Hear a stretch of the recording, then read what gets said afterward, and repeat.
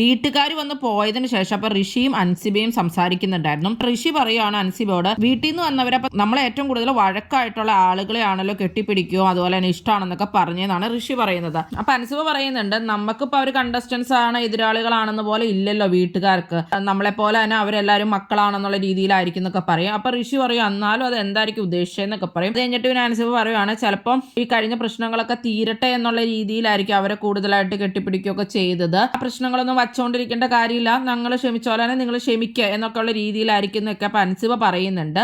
അപ്പൊ ഋഷി പറയും, ശരിയായിരിക്കും, ഇനി ആ പ്രശ്നം വെച്ച് വഴക്കം വെച്ചുകൊണ്ട് ഇരിക്കണ്ട എന്നുള്ള രീതിയിലായിരിക്കും എന്നൊക്കെ പറയും. വീട്ടുകാർ വന്ന് പോയ പിന്നെ ഇപ്പൊ കുറച്ച് മാറ്റങ്ങളൊക്കെ ഋഷിയിലും ഉണ്ടായിട്ടുണ്ട്. അപ്പൊ ഋഷി അവിടെ ഇരുന്ന് അഭിഷേകിനോട് വർത്താനം പറയുന്ന സമയത്താണ് അപ്സരനെ ഇങ്ങോട്ട് ഋഷി വിളിക്കുകയാണ് ഗുഡ് നൈറ്റ് എന്നൊക്കെ പറഞ്ഞ്.